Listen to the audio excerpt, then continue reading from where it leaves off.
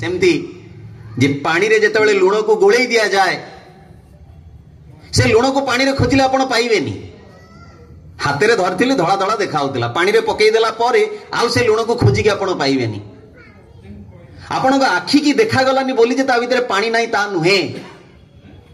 से लुण को देखिबा को हेले ताको आउ आखीर प्रयोजन नाही, ताको जीभर प्रयोजन अछि।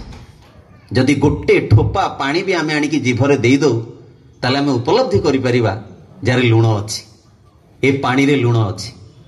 ठीक सेमती आज्ञा परमात्मा ए जगत भितरे सब जगह विद्यमान, ताको उपलब्धि करबा को हेले आखी नुह, ताको अनुभव करबा दरकार। आउ ए अनुभव करबा पाई जो माध्यम, से माध्यमर ना होची बीज मंत्र। ठाकुर कहले ए काली गौतम भाई कीर्तन करुथिले, पुराने सुनेची आमी नामेर साथे थाको तुमी, ताई बोली हे राधा स्वामी भरोसा तुम्हार। तमाने जे नाम सहित प्रभु विद्यमान है कि थांती कि रामंक कथा कहतु कि श्रीकृष्णकर कथा कहतु, जुगे जुगे जेतेबेले भी प्रभुंकर ए वार्ता आसीची से सांगरे गोटे मंत्र नहीं कि आसीचंती।